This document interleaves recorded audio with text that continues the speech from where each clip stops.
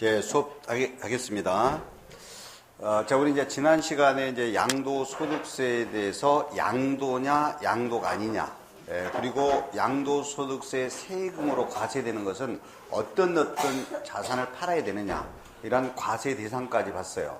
그러면 이번 시간에는 이제 양도시기 및 취득시기, 그리고 양도소득세 세금에 대한 계산 과정에 대해서 여러분들에게 설명하도록 하겠습니다. 먼저는 354쪽인데요. 그 04에 보면 양도 또는 취득시기라고 되어 있어요. 이게 어떤 내용이냐면 언제 양도했냐, 언제 사게 됐냐라는 거죠. 이게 이제 중요한 이유는 취득일로부터 내가 취득된 때부터 파는 양도일까지가 보유기간이라고 그래요. 그래서 그 보유기간에 따라서 세금이 엄청 달라져 버립니다. 여러분들, 우리 상가 등을 팔잖아요. 그러면 등기 내고 상가 등을 팔아요. 그러면 내가 보유되는 기간이 1년 미만 보유하고 팔면 내 소득 금액의 50% 세금을 내야 돼요. 절반 50%. 그 다음에 상가 등을 파는데 등기 내고 파는데 1년 이상 2년 미만 보유하고 팔면 40% 세금을 냅니다. 그리고 2년 이상을 보유하고 팔면 6%부터 42%까지 단계적으로 세금을 계산해요. 그럼 제가 설명하고자 하는 것은 언제 취득되고 언제 양도되느냐에 따라서 세금이 어쩐다? 엄청나게 차이가 난다. 그래서 요 양도나 취득 시기는 아주 중요한 의미가 있어요. 그래서 양도하는 상황, 내가 양도되는 상황일 때는 양도시기라고 그러고, 양도시기.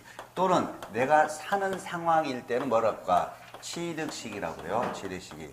그래서 양도소득세는 다음과 같이 양도나 취득시기를 보고 세금을 계산해요. 세금을. 이걸 우리는 앞으로 소득세 법령상이라고 그래요. 소득세 법령상, 양도 및 취득시기 그래요. 소득세 법령상. 그죠? 우린 옛날에 배운 바 있어요.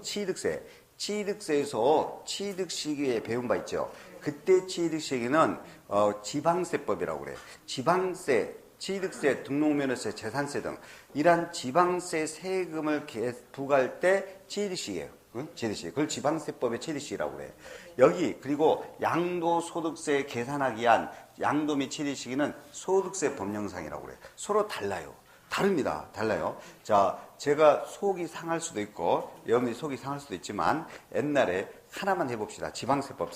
지방세법상에서 매매 등 유상거래를 했어요. 매매 등 거래를 했어. 그럼 지방세법상은 원칙이 있었죠. 원칙이 둘 중 하나인데 국수 공판장 5가지의 입증되는 취득은 사실상 잔금 지급일로 한다. 그리고 나머지 개인 간의 보통 매매 등 거래는 계약서상 잔금 지급일로 한다. 다만 잔금 지급일 전에 등기나 등록을 먼저 한 경우에는 그 등기일이나 등록일로 한다. 이렇게 배운 바 있죠. 그죠? 예. 더 물어보면 속이 더 상할 것 같네. 무상취득은 어떻게 있어요? 그때 무상취득. 공짜 무상취득은 계약일로 한다. 상속은 상속 개시일로 한다. 다만 등기 등록이 더 빠른 경우는 빠른 등기일이나 등록일로 한다. 생각나요? 네. 자, 그 다음에 그때 우리 환지처분 공고 나거나 또는 소유권 이전 고시되는 것은 고시된 날, 공고된 날에 다음 날로 한다. 생각나죠? 예. 네. 그건 이제 지방세법상의 취득시기예요. 지방세법상. 그럼 시험문제에서 지방세법상의 취득시기로 그러면 그렇게 답을 해줘야 돼요. 근데 지금은 이제 소득세, 양도소득세 등 소득세 부과할 때 내가 파는 시기 또는 사는 시기예요. 언제 팔았냐, 언제 사느냐, 그렇죠? 소득세 법령상. 그럼 소득세 법령상은 이렇게 봅니다. 이렇게 매매 등 일반적인 경우. 자, 매매 등 일반적입니다. 그러면 원칙이 언제로 하도록 되어 있냐? 대금 청산일로 합니다. 그러니까 지방세법하고 틀려요. 지방세법은 틀려. 지방세법은 매매 등 일반적인 경우로서 국수 공판장 5가지는 사실상 잔금지급일. 개인 간의 거래는 계약서의 잔금지급일. 이렇게 봤잖아요.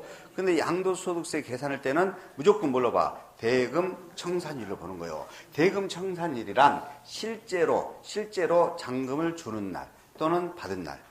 내가 팔게 됐을 때는 받은 날. 사는 경우는 잔금을 주는 날. 실제로 잔금을 주거나 받은 날을 대금 청산이래요. 앞으로 양도소득세 계산할 때는 원칙은 언제로 계산한다고? 대금 청산일로. 대금 청산일로. 그런데 당연히 외외가 있겠죠. 외외는 등기 낼 때 등기 낸 날로 해. 등기 접수일이라고 그래. 또는 등록하는 것을 등록 접수일이라고 그래. 자, 등기 낸 날로 하는 거. 등기된 날로 하는 경우는 대금 청산일이 불분명시가 그런 거예요. 대금 청산일이 불분명하면 그때는 등기 낸 날로 해요. 그때는. 그리고 대금 청산 전에 등기 등록이 빠른 경우라고 그래. 그래서 선자에 선등기나 선등록이 선등록이 뭐예요? 등기가 더 빠르다. 등록이 더 빠르다. 대금 청산일보다. 그럴 때는 등기 등록 접수일이 돼요.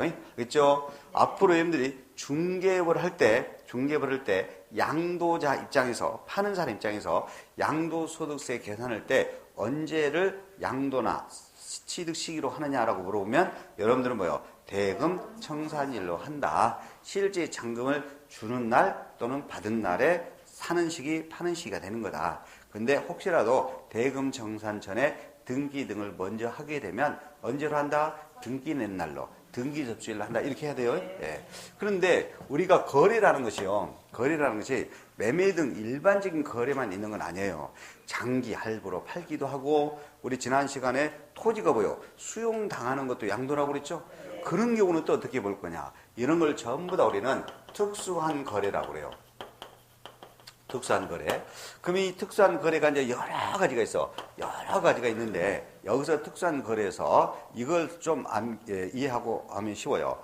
무조건 이런 빠른 날로 한다 그러면 맞는 설명이에요. 빠른 날로 한다.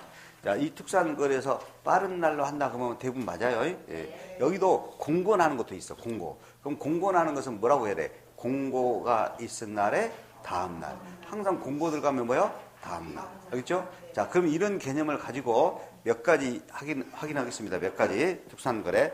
먼저는 355쪽 하단에 가로 1번에 장기 할부가 나옵니다. 장기 할부. 그 장기 할부는요, 할부 기간이 1년 이상이에요. 1년 이상 된다니까? 그러면 이거는 대금 청산일로 하면 안 돼. 자, 이 대금 청산일까지가 뭐예요? 1년 넘어버린다니까? 그러니까 대금 청산일로 하지 말고 등기 낸 날로 하자 이거야. 장기 할부는 언제? 등기 낸 날, 등기 접수일. 그런데 인도가 빠르면 인도일, 또는 사용 수익이 빠르면 빠른 사용 수익일. 그럼 결론은 장기 할부는 대금 청산일로 할 수가 없으므로 등기 접수일, 인도일 또는 사용 수익일 날짜 중에서 뭐 하자? 빠른 날로 하자. 빠른 날. 그렇죠? 절대 첫 해 처음에 할부금 주는 날이 아니에요. 첫 해 할부금 주는 날이 아니라 이렇게 빠른 날이 됩니다. 셋 중에서 빠른 날.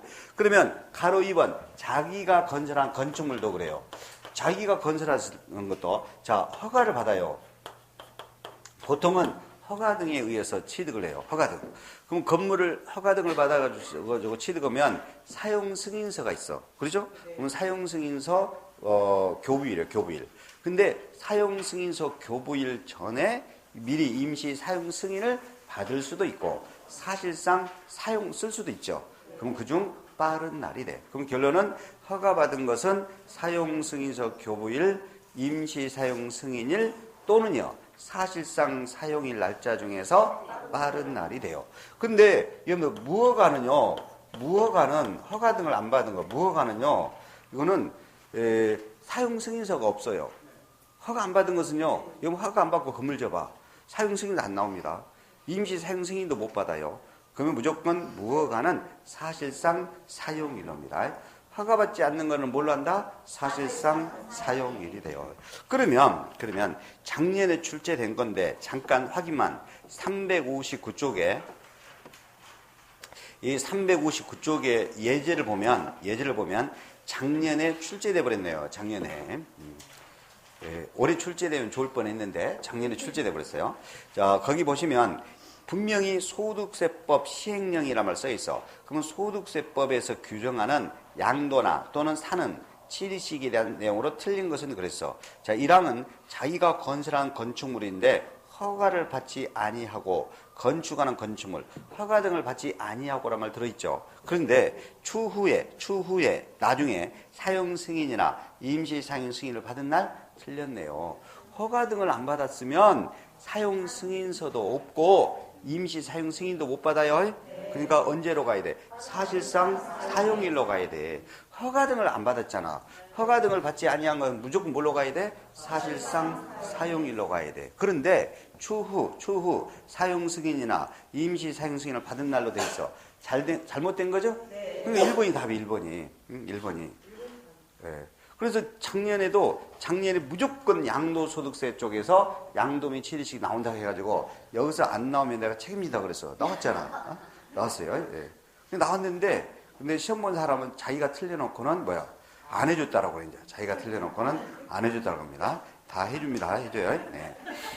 해줘요. 네. 자, 허가 등을 안 받은 거. 그래서 작년에는 이렇게까지도 했어요. 허가 등을 안 받은 것에 대해서 허가 등을 안 받은 것은 사실상 사용일이 된 거니까, 그러니까 혹시라도 허가 등을 안 받은 것이 들통났다. 그러면 3년 전부터 사실상 사용을 해왔어도 3년 전 가격을 취득가격으로 하면 취득가격이 낮아. 그럼 세금이 많이 나오니까 유리한 쪽으로, 그래서 한 달 전에 사용하기 시작했다. 이렇게 이야기를 해라고 그랬어. 그러면은 세무공무원이 이거 한 달 전이 아니라 사용한 지가 오래된 것 같은데요? 그렇게 말을 하면 여러분들이 뭐라고 답을 내라고 그랬어? 당신이 사용했냐고. 내가 사용한 것이지 당신이 사용한 것은 아니지 않냐. 내가 사용한 거니까 내가 더 잘할 거 아니에요. 그죠? 그래서 우리나라는 조금 큰 소리 치면 돼요. 우리나라에서는. 그러면 세무공무원이 뭐라고 할 거예요? 자기가 쓴 것도 아닌데. 그래서 작년에 이렇게까지 했단 말이에요. 이렇게까지. 근데 출제가 됐어요. 하여튼 허가 등을 받지 아니하는 것은 무조건 사실상 사용일. 허가받은 것은 그냥 빠른 날. 허가받은 것은 빠른 날로 한다. 이렇게. 허가받은 것은. 여기까지가 좀 잘 출제가 되고요. 그리고 가로 3번에 상속이나 증여 356쪽입니다. 쉬워요. 상속은 돌아가신 날이요. 상속 개시된 날이요. 증여는 받은 날이고. 증여는 받은 날. 상속은 상속 개시일. 증여 계약일이 아니에요. 계약된 날이 아니에요. 증여 받은 날이 돼요. 받은 날. 이 가로 5번 수용되는 부동산도 수용도 빠른 날입니다. 자, 방금 대금청산이라고 등기가 빠르면 빠른 등기 접수일이지. 등기가 빠르면. 근데 여러분들 수용은 수용 개시 날짜가 있어요. 그래서 수용 개시일 중 빠른 날이에요. 그러니까 수용은 세 날짜 중 빠른 날이에요. 자, 뭐가 있어? 대금청산일. 근데 뭐가 있어? 등기 접수일. 하나 더 있어. 수용 개시된 날. 수용을 하게 되면 수용 개시 날짜가 있어. 그러니까 그것까지 포함해서 3개의 날짜 중 빠른 날이에요. 수용 3개의 날짜 중 빠른 날. 이렇게. 이 가로 6은 한 번 딱 출제됐는데, 가로 6은 대금이 오늘 청산된 날까지 그 물건이 미완성 상태로 돼 있어. 미확정된 상태로 돼 있어. 그러면 대금 청산일 틀려. 그 물건이 완성 또는 확정된 날이에요. 생각해 보세요. 여러분들이 아파트를 들어봐요. 아파트를 분양 계획에 따라서 계약금도 주고 중도금도 몇 차례 줬어. 그리고 오늘 날짜로 잔금도 줬어. 근데 아파트가 준공이 아직 안 떨어졌어. 그럼 오늘 잔금을 줬다 했어도 취득이 된 거예요, 안 된 거예요? 안 된 거예요. 왜? 미완성 상태로 돼 있으니까. 그럼 언제가 취득된 거라고? 완성된 날이요. 완성된 날. 또는 확정된 날입니다. 확정된 날. 좀 무조건 암기라기보다는 조금만 여러분들이 생각해 주시면 그렇게 어렵지는 않는 겁니다. 그리고 357쪽 가로 7번 환지처분 별표. 환지처분은 자주 나온단 말이에요. 우리 지난 시간에 환지처분으로 인해서 지목이 변경되거나 지번이 변경되더라도 양도로 보지 않죠. 그죠? 그러면 3년 전에 취득된 토지를 환지처분 받았어. 그러면 오늘 환지처분 받은 날이 아니에요.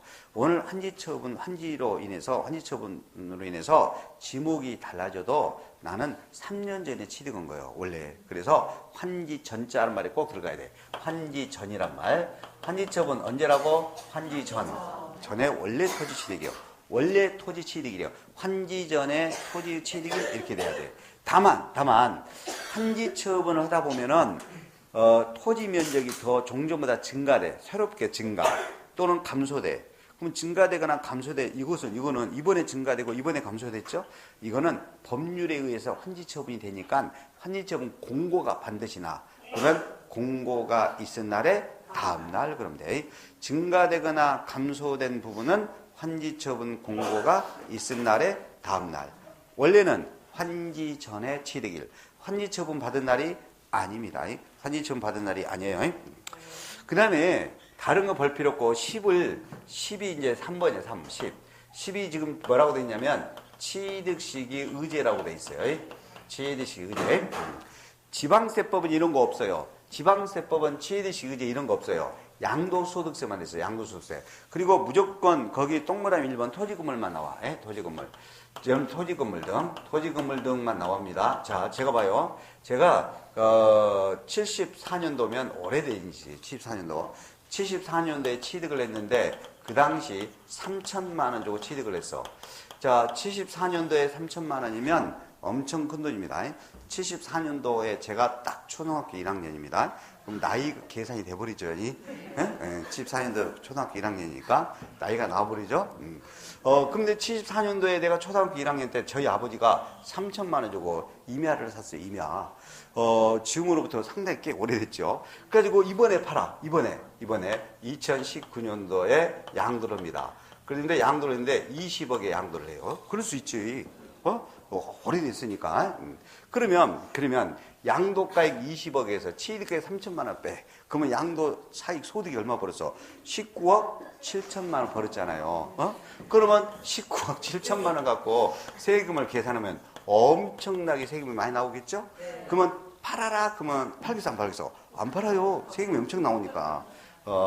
그래서 이런 문제점이 있어요. 그럼 안 팔게 되면 부동산 거래가 안 되잖아요. 그래서 이런 문제점이 있으니까 옛날 거 너무 오래된 것은 특정한 날로 해버려요. 그래서 아예 이 토지건물 등은 1984년 12월 31일 이전에 취득한 거예요. 이건 무조건이요, 다. 무조건 1985년 1월 1일 취득으로 계산합니다. 그러면 85년 1월 1일 취득으로 무조건 봐버려요. 무조건. 그러면 이때 당시 85년 1월 1일 당시는 6억 간다. 6억 간다. 그러면 이제 어떻게 이제 20억 양도가에서 6억을 빼가지고 양도 차익을 뭐요? 14억 갖고 세금을 계산해. 그럼 세금이 많이 줄어들겠죠? 네. 그래서 이런 취득시기 의제가 필요하다는 거죠. 그리고 무조건 중개사는 부동산 세법이기 때문에 토지건물만 나와. 2번 주식 등은 절대 시험에 안 나와. 주식 등은 가입해 쳐버려요. 이런 거 살 필요가 없습니다. 결론 짓겠습니다.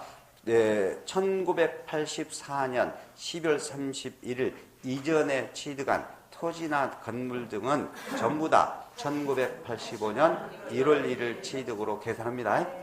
이게 취득시 의제라고 해요. 의제. 그리고 이제 기타에서 봐야 될 게 있어요. 358조 가로 11번. 가로 11번은 이제 어떻게 보면 이제 기타라고 볼 수가 있어요. 기타 통치, 기타. 기타에서도 여러 개가 있는데 중개사 시험은 2번과 6번만 나옵니다. 2번. 경락. 혹시 여러분들 경락받아서 취득하면 대금이 언제 청산돼? 경락대금 완납된 날. 완납에 대답이 줄여요. 완납된 날이 대금 청산이래요. 그리고 쭉쭉 밑으로 내려서 동그라미 6번. 법원의 무효 판결에다 꼭 별표 쳐놓습니다. 법원의 무효 판결. 이 법원에서 매매 등 원인 무효로 인해서 무효 판결 났어. 그러면 소유권 되돌려 받아. 그럼 되돌려 받았어. 환원이라고, 환원. 환원 받은 것은 언제 취득되느냐? 당초 취득된 날이요. 당초에 취득이 되다 밑줄에. 여기를 확정 판결일로 자주 나옵니다. 틀리게. 하여튼 간에 법원의 무효 판결로 인해서 소유권을 환원, 되돌려 받은 것은 언제 취득된 날이다? 당초에 취득된 날이지 확정 판결일 날짜가 아니라는 것이죠. 그죠? 그래서 우리는 양도시기 및 취득시기를 받습니다. 그러면 확인만 해볼게요. 359쪽에 그 예제에서 1번 동그라미 1항은 이미 봤으니까 동그라미 2번 볼게요. 확인만 하는 거 이제 지금 했던 걸 장기 할부 조건이라 나왔어. 359쪽 예제에서 동그라미 2번 장기 할부 조건은 등기 접수일, 인도일 또는 사용 수익일 날짜 중에서 뭐요? 빠른 날. 맞네요. 그리고 동그라미 3항은 대금을 청산하기 전에란 말 들어있어. 청산하기 전에 등기 등록을 했죠. 그러면 등기 등록 접수일. 맞네요. 동그라미 4번은 상속으로 인해서 취득이라고 돼 있어. 그러면 상속이 개시된 날. 동그라미 5항은 환기처분으로 증가돼 가지고 공고란 말 들어있어. 그러면 그들이 공고가 있은 날에 다음 날, 공고가 있은 날에 다음 날, 그죠?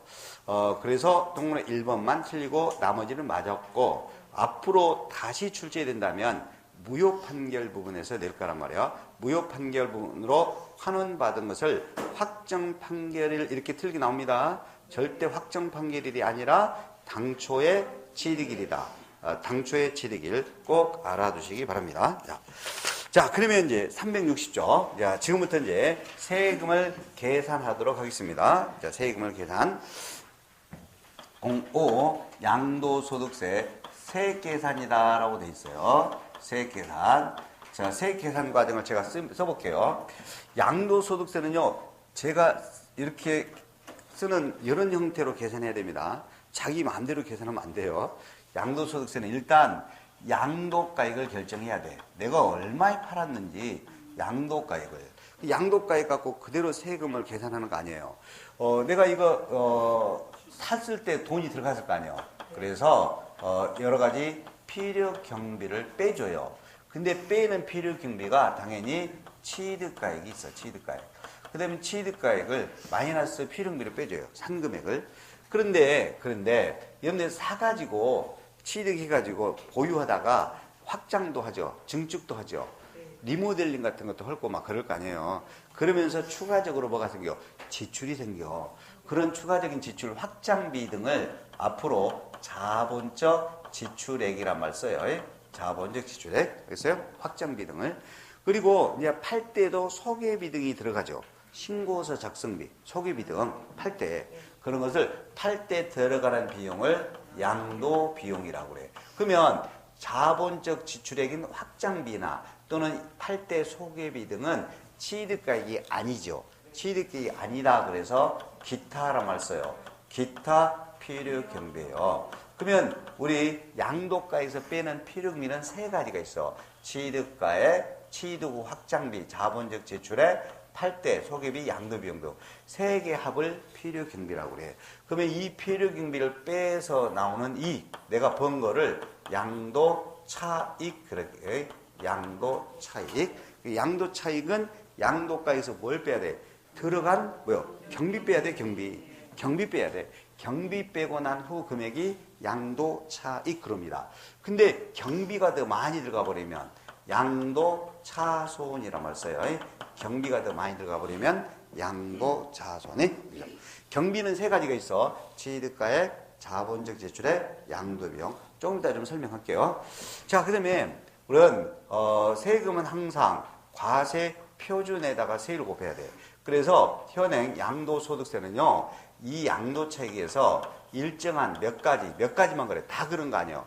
몇 가지는 오랫동안 보유하면 장기 보유 특별공제라는 걸 해줘요.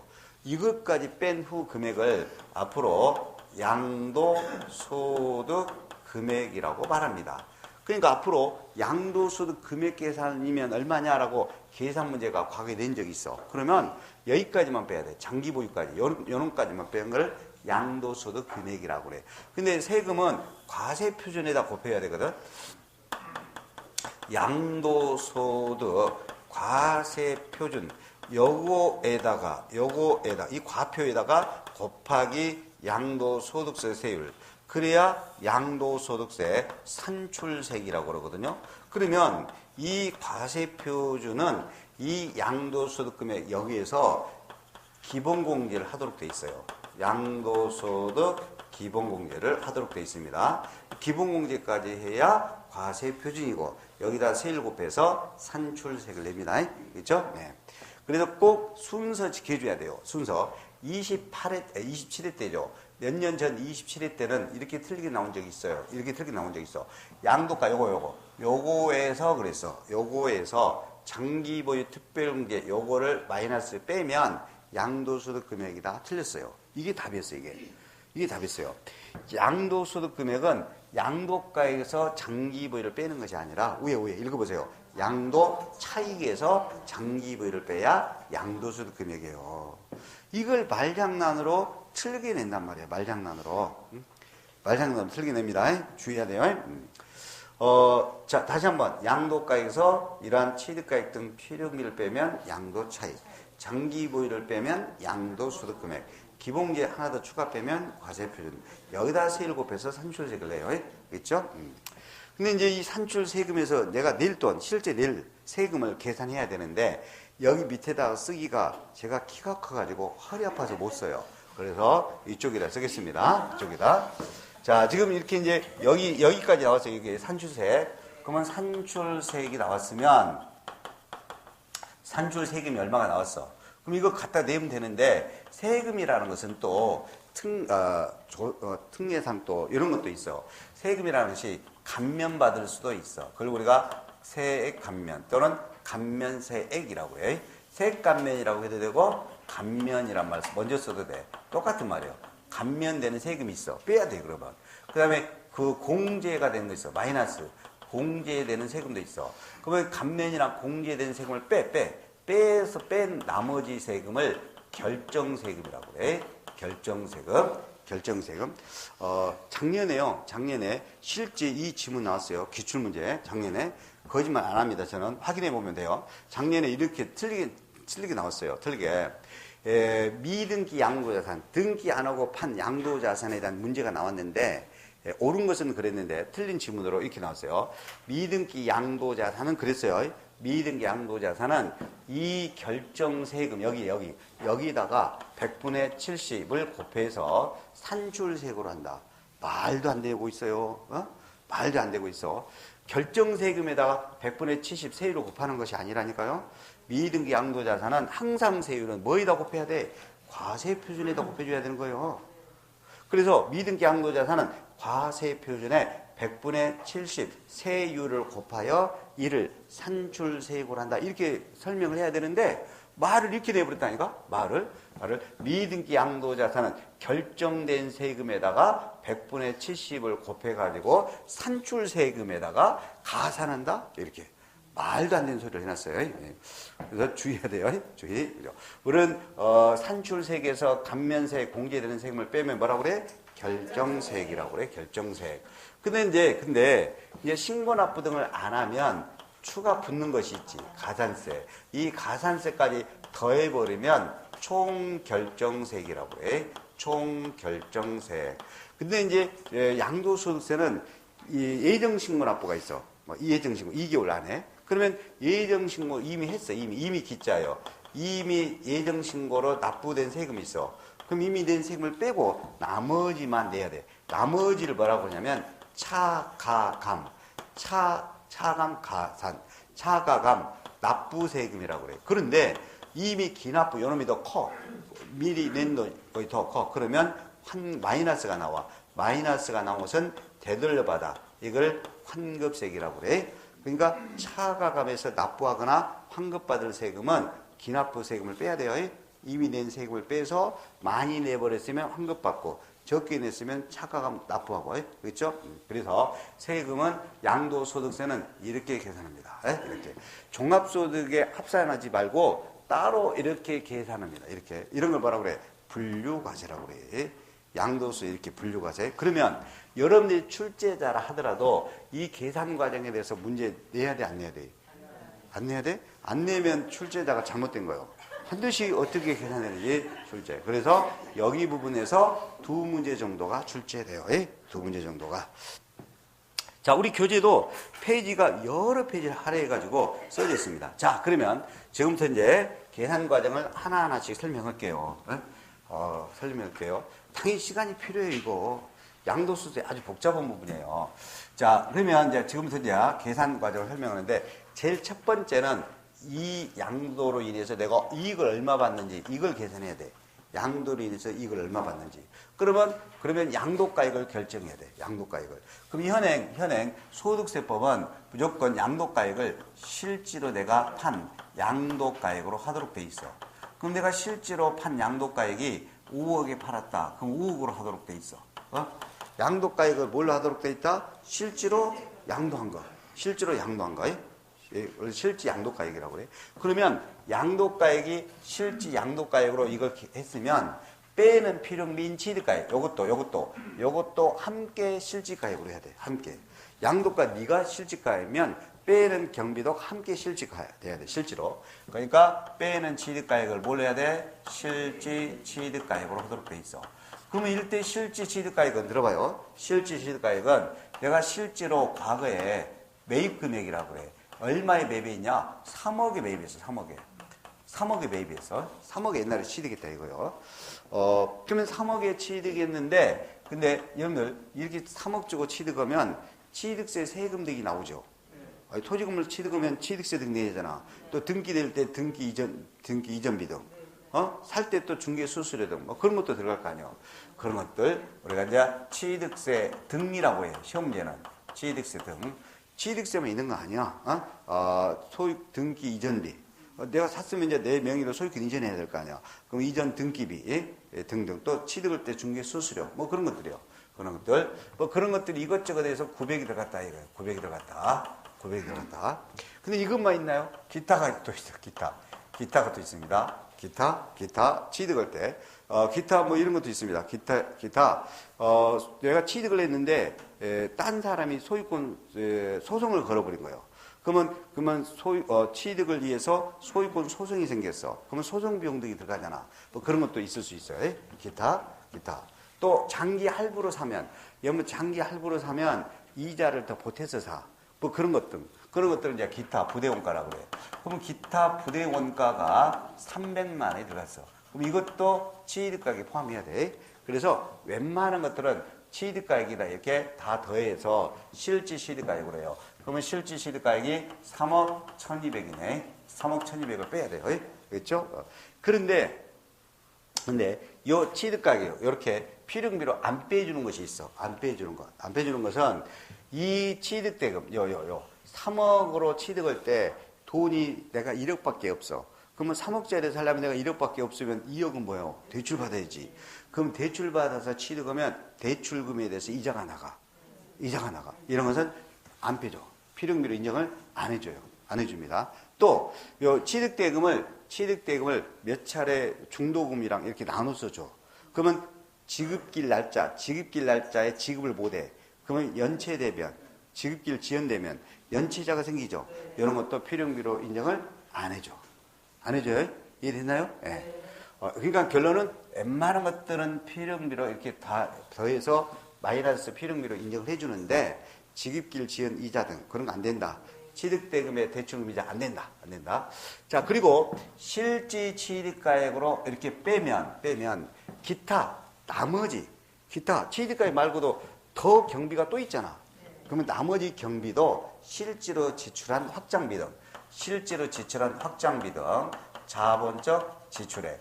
그러면 자본적 지출액인 확장비, 리모델링비 등등이요. 등등이 2천만 원 들어갔어. 그러면 그 2천만 원도 더 필요금비로 마이너스를 더 해줘요. 알겠죠? 근데 이런 건 안 해줍니다. 원상태 유지, 일상적으로 수술 유지 등, 일상적인 것 등. 그런 것들은 수익적 지출액이라고 그래요. 수익적 지출액은 필요금비로 안 해줍니다. 그럼 정리하면 비교 하나 설명해 줄게요. 이 건축물에 대해서 샷시비 등을 들어가요. 이런 것은 샷시비나 확장비 등 이런 것은 자본적 지출로 봐요. 그러면 마이너스 필요금비를 해줘요. 근데 장판 교체를 해요. 또 싱크대 교체를 해요. 일상적으로 들어가는 수선비가 있어요. 유리창이 깨져가지고 대치를 해. 이런 것들은 수익적 지출액이라고 그래. 수익적 지출은 필요금비로 되지 않는다. 그랬어요. 자, 그 다음에 이제 8대 소개비등. 이 8대 소개비등, 또 인지대, 팔게 되면 중개수수료, 인지대 팔게 되는 것을 신고서 맡겨요. 세무사한테 신고서 작성비 등등. 또, 여러분들, 토지, 건물, 부동산 취득할 때 불가피하게 그 국민주택 채권을 사. 그럴 수도 있죠. 주택기금법에 의해서 국민주택 채권을 샀어. 근데 채권을 내가 500만 원 주고 샀는데 그 채권을 400만 원에 팔았어. 그럼 500만 원에 사가지고 400만 원에 현금 받고 팔면 100만 원 손해보지. 그러면 그것도 경비로 인정을 해줘. 그것도 경비로 인정해줘요. 채권 매각 차손 등이라고 해. 알겠죠? 뭐 그런 것도 이제 경비로 인정을 해줘요. 그런데 경비로 인정을 해주는데 양도비용이라고 그래. 근데 실제로 대전에서 어떤 분이 저한테 물어봤어요. 자기 거 부동산이 팔렸는데 잘 팔려가지고 아는 사람이랑 술을 먹어가지고 한 200몇만 원 술값이 들어갔대. 근데 그 200몇만 원 술값도 요 양도비용으로 빼줍니까? 라고 하더라고요. 빼야 돼, 안 빼야 돼? 안 빼야 돼. 그런 것은 간접 양도비용이라고 그래. 그러면 간접적인 양도비용은 안 빼주고 양도자산과 직접 관련되는 소개비나 인지대 등 이런 거를 빼줘요. 그렇죠? 그걸 양도비용이라고 그래. 그런 것들이 한 800 들어갔어. 그럼 800만 원 그런 것도 빼줍니다. 어떤 분은 이 800만 원이 어디서 나왔냐라고 궁금해하는 사람이 있어. 제가 주어졌어요. 양도비용이 한 800 들어갔다 하자 이거요. 그럼 이렇게 해서 양도책을 내야 됩니다. 그러면 양도로 인해서 나는 이제 얼마 이익이 남아 나한테 3억 1200, 2천만 원, 800만 원 마이너스 되는 3개 빼는 3개를 합을 하면 3억 4천만 원이요. 3개 합치면 3억 4천이에요. 그러면 5억에서 3억 4천 빼. 그러면 얼마? 1억 6천만 원 나와. 이게 양도차익이라고 그래요. 그러면 실제로 거래된 금액으로 했죠. 그래서 이러한 양도차익을 실지거래가액 방식이라고 해요. 무슨 방식? 실지거래가액 방식. 실지거래가액 방식. 그래서 앞으로 양도차익은 양도가액이나 취득가액이나 기타 나머지 필요금비 등은 뭘로 계산한다? 실지로 거래된 금액으로 하도록 돼 있다. 실지거래가액으로 양도책을 하도록 돼 있다. 그러면 여기까지 해서 시험 문제가 한 문제가 출제되는데 이 실지거래가액일 때는 무조건 이거에 출제돼. 대부분은 마이너스 경비로 이렇게 뺀다 이거예요. 빼는데 근데 마이너스 이렇게 빼는 경비로 인정되지 않는 것은 이게 시험이 나온다고. 실지거래가액 방식을 할 때 뭐를 시험이 나온다? 필요 경비로 인정되지 않는 것은 이쪽에다 쓰겠습니다. 저쪽은 계산 과정을 쭉 해야 되니까. 그래서 이것도 제가 요약집에 하나도 빠짐없이 딱 정리해놨으니까 그냥 듣고만 이해만 돼요. 여기서는 이번에는 그냥 듣고 이해만 하면 돼. 필요 경비 인정되지 않는 것. 자, 일단 취득대금을 대출받아. 취득대금에 필요한 대출을 받았다. 그러면 대출금의 이자는 된다, 안 된다? 안 된다, 이거예요. 안 된다. 그 다음에 이것도 안 된다, 이거예요. 이것도 안 된다. 수익적 지출액이 여러분들 장판 교체비 등, 그런 거, 싱크대 교체비 등, 그런 것들이 수익적 지출액이요. 그런 것은 필요미로 마이너스 안 돼요. 자, 그리고 이것도 안 됩니다. 간접 양도비용. 이사비 같은 거, 조금 전에 말한 술값, 뭐 그런 것들 절대 필요미로 되지 않습니다. 근데 중개사 시험은 무조건 이사비로 나와. 이사비 등 간접 양도비용도 안 됩니다. 그래서 옛날에는 주로 이제 요 정도까지만 출제했는데 지금은 좀 더 깊게 냅니다. 요즘은 깊게.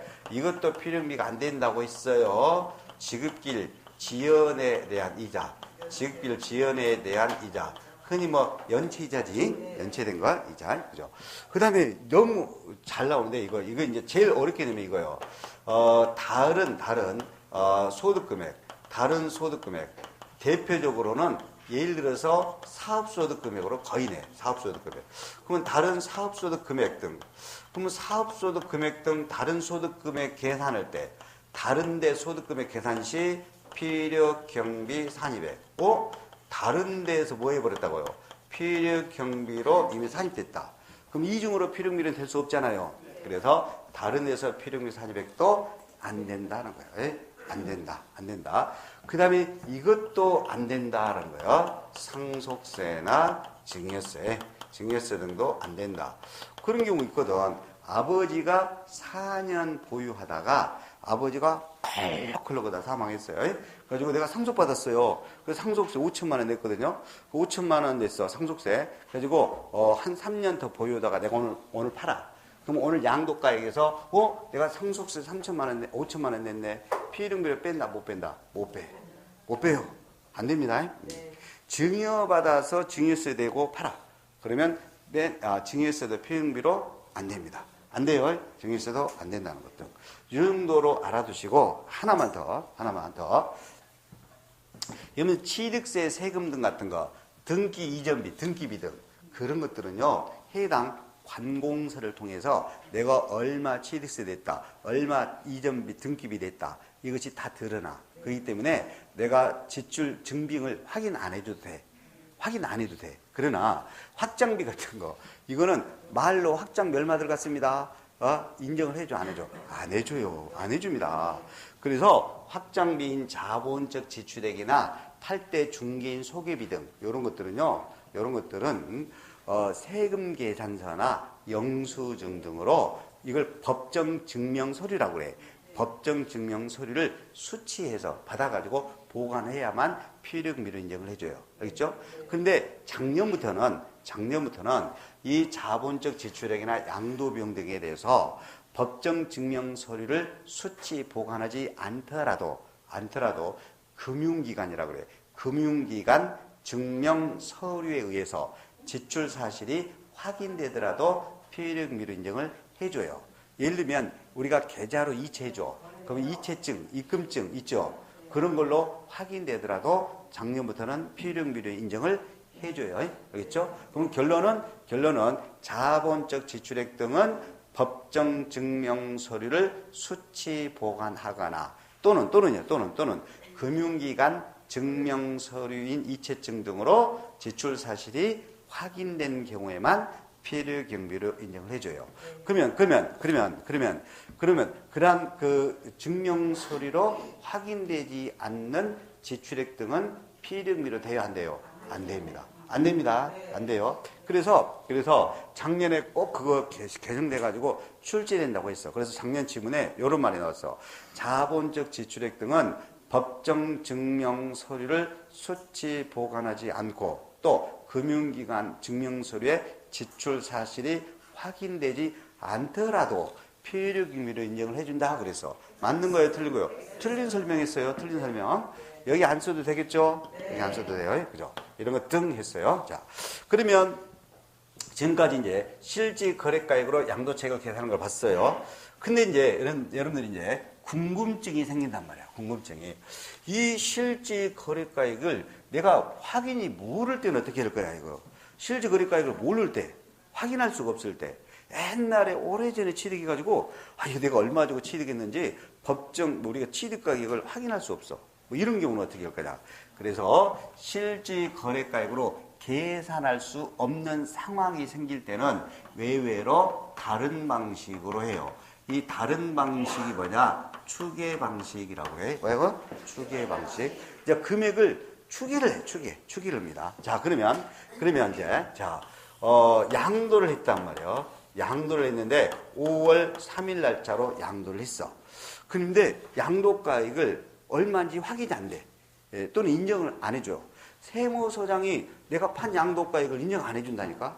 그러면 추계를 해. 추계를 할 때는 양도되기 전에 3달, 되기 전에 3달과 양도된 후 3달이요.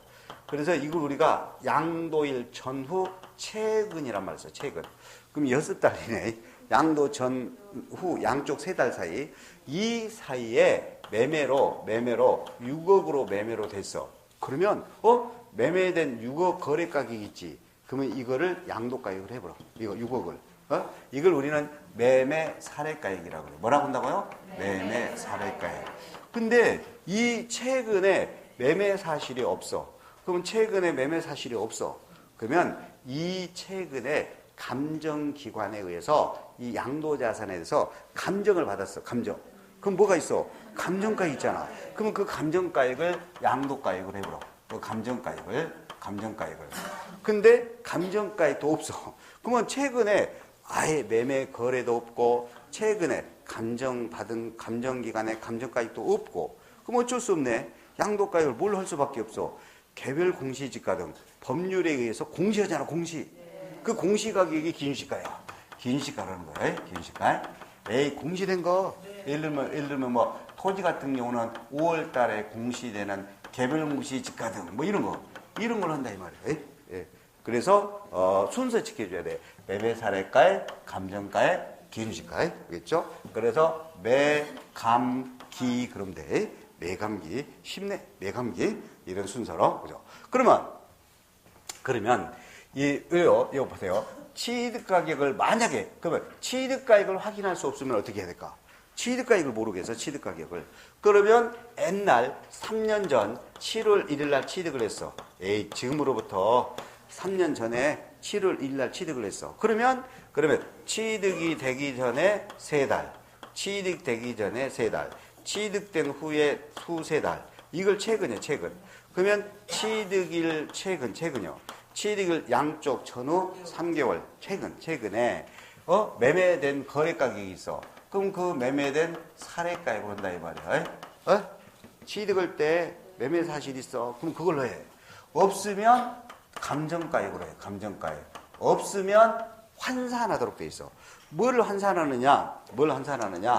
이 양도가액을 옛날 3년 전 취득가액으로 바꾸어. 지금 양도가액을 3년 전에 취득했을 때는 이 금액으로 샀겠다라고 환산 거꾸로 바꿔줘. 그런 것을 환산가액이라고 해요. 뭐라 그래요? 환산가액. 그리고 환산가액도 알 수 없으면 기준시가로 합니다. 기준시가로. 그래서 취득가액을 추계할 때는 순서가 매매사례가액, 감정가액, 환산가액 들어가고 기준시가 순이다 이거예요. 그래서 취득가액은 매감환기란 말 꼭 들어가야 돼. 알겠죠? 그러면 이 파란 거 환산가액은 양도가액 여기에 적용한다. 틀리게 나왔어. 양도가액이 적용되는 것이 아니라 환산가액은 뭘로만 적용? 취득가액만 적용. 됐습니다. 양도가액은 그냥 매감기, 취득가액은 매감환기. 알겠죠? 이런 순서로 계산한다 이거야. 이런 순서로 계산한다. 그러면 이 매매 사례가액 등 양도 당시 최근에 거래된 매매 사례가액으로 하면 빼는 취득가액도 옛날 취득 당시 매매 사례가액 등으로 빼줘야 돼요. 빼줘야 돼요. 양도가액을 만약에 기준시가로 하면 빼는 취득가액도 옛날 취득가액도 그 당시 기준시가로 서로 지켜줘야 돼. 그래서 다시 한번 양도가액이 실지 양도가면 빼는 취득가액도 실지 취득가액. 양도가액을 매매 사례가액, 감정가액 등으로 계산하면 빼는 취득가액도 매매 사례가액, 감정가액, 환산가액. 양도가액을 기준시가로 계산하면 빼는 취득가액도 함께 기준시가. 됐어요? 자, 그러면 문제는 뭐냐? 취득가격을 봐봐요. 취득가격을 매감환기 이 순서로 추계를 했어. 그러면 취득가격이 추계해가지고 마이너스로 되니까 밑에 또 경비가 또 있잖아. 그러면 나머지 경비도 합산해서 두 개 경비도 합산해서 이렇게 공제해줘야 돼. 필요 경비 계산 공제를 해요. 그래가지고 양도차익을 냅니다. 양도차익을 내요. 이렇게 양도차익을 내요. 그러면 이 두 개 합산된 자본적 지출이 양도비용으로 계산하지 말고 두 개를 합산해서 필요경비 계산공제로 마이너스 되죠? 그러면 마이너스 되는 이 기타 나머지 필요경비 계산공제는 어떻게 하느냐? 이렇게 계산해. 이렇게 계산합니다. 이렇게 계산. 법에서 정해져 있어. 취득 당시 기준시가. 기준시가가 뭐라고 그랬어? 개별 공시지가 등. 그러면 취득할 그 당시 개별 공시지가 등. 이 기준시가에다가 곱하기를 해. 곱하기를. 적용률이라고 해. 근데 이 적용률이 곱해줄 때 적용률이 보통 우리가 부동산인 토지건물 주택 등은 100분의 3을 곱해서 적용해요. 100분의 3. 그러면 만약에 취득 당시 기준시가가 2억 원짜리라면 100분의 3을 곱해주면 3%지. 그러면 2억에 100분의 3인 3%를 곱하기를 하게 되면 600만 원이요. 600만 원. 2억에 100분의 3을 곱하면 얼마? 600만 원. 그러니까 마이너스 600만 원을 해줘. 마이너스 600만 원 이렇게 해줘. 가지고 양도책을 냅니다. 600만 원 마이너스 해가지고 내요. 예. 근데 만약에 미등기 상태 부동산은 1천분의 3을 하도록 돼 있어. 예? 1천분의 3. 그러면 1천분의 3이다. 그러면 2억 원 기준시가에 1천분의 3을 곱하면 60만 원밖에 안 돼. 그러니까 여가 마이너스 600만 원이 아니야. 이제 뭐요? 60만 원으로 줄어들어. 가지고 빼서 양도책을 내. 그러면 양도책이 많이 나와버리겠죠? 예. 맞나요? 예. 그래서 이제 정리합니다. 정리. 우리는 이 양도가액을 들어봐요. 양도가액을 매매 사례가액이나 감정가액이나 또는 기준시가로 추계를 했어요. 그러면 빼는 취득가액도 함께 매감 환기 등 이렇게 추계금액으로 해야 돼요. 그럼 추계금액으로 뺐으니까 나머지 경비도 추계로 빼야 돼. 나머지 경비는 어떻게 한다? 필요경비 계산공제를 식으로. 필요미 계산공제는 취득 당시 옛날의 기준시가에다가 곱하기 100분의 3. 미등기는 1천분의 3. 그렇죠? 자, 여기까지 부분을 설명을 했었는데, 그러면 문제를 풀기 전에 한 가지만 더 설명하고 문제를 풀고 잠깐 쉴게요. 자, 우리는 양도가액에서 여러 몇 가지 필요 경비를 빼서 양도책을 내는데, 이때 현행 소득세법은 양도차익 이걸 계산할 때 두 가지 방식이 있지. 실제로 거래된 주고받은 거래 금액으로 하는 방식이 있고, 그 다음에 매감 환기 등 추계 방식으로 계산 방식이 있는데, 둘 중에서 뭘로 하는 것이 원칙이다? 실질거래가. 그러면 실질거래가로 할 때 대부분은 마이너스 필요경비로 공제가 되는데, 근데 요런 것들 지연이자 등 연체이자 등 요런 것들은 필요경비로 공제하지 아니한다. 됐고, 그 다음에 실질거래가 이걸로 계산할 수 없다. 이걸 확인할 수 없다. 그러면 어쩔 수 없이 외외로 노란 거 추계 방식으로 하죠. 추계 방식일 때 특히 양도가액은 매감기, 최근 가격, 매감기 이런 순서로 추계하지만 취득가액은 매감 환기로 최근에 매매 사례가액 등으로 추계해서 뺀다고 그랬어요. 그리고 취득가액이 매감 환기 등으로 계산하면 나머지 경비도 뭐요? 추계 방식에 따라 필요 경비 계산 공제를 하네. 그렇죠? 필요경비 계산 공제할 때 토지 건물 주택 등 부동산은 취득 당시 기준시가에다가 100분의 3을 곱해서 빼준다. 그러나 미등기는 어쩐다? 1천분의 3을 곱해서. 그렇죠? 교재는 여기가 3%로 돼 있고 여기가 0.3%로 돼 있어요. 그런 식으로 안 나와요. 100분의 3, 1000분의 3 이렇게 나옵니다. 그래서 양도차익을 낸다. 그러면 이 실질거래 양도차익은 1억 6천만 원 나왔어. 근데 추계 방식으로 하면은 1억 8천만 원 나왔어. 그러면 우리는 요 추계 방식보다는 뭐요? 실질거래가액 방식. 그래서 실질거래 방식 양도차익이 1억 6천만 원 나왔어요. 네? 여기까지 문제는 반드시 한 문제 나옵니다. 확인만 하고 쉬겠습니다. 확인. 자, 실질거래가액 방식 363쪽에 실질거래가액 방식인 363쪽에서는 쭉 설명이 되어 있는데 이와 관련된 부분에 368쪽을 봐요. 368쪽에 보면 그 1번에 보면 사업소득이 있는 거주자가 실질 거래가액에 의해서 부동산의 양도 차익을 계산할 때 양도가에서 공제되는 두 가지 필요경비가 있지. 양도가에서 공제되는 필요경비, 취득가액 이외에도 자본적 지출액이나 양도 비용이 있죠. 여기에 포함되지 않는 것은 그랬어. 그러면 동그라미 4번 보고 정답이 4번인데 동그라미 4번 양도자산의 취득 후에 쟁송이 있을 때 소유권을 확보하기 위해서 직접 소요된 소송 비용인데 지출한 연도에 사업소득금액 계산할 때 필요경비로 산입됐어. 어디에서 필요경비로 산입됐다고? 어디에서 필요경비로 산입됐다고? 사업소득금액 계산할 때 필요경비로 산입됐죠.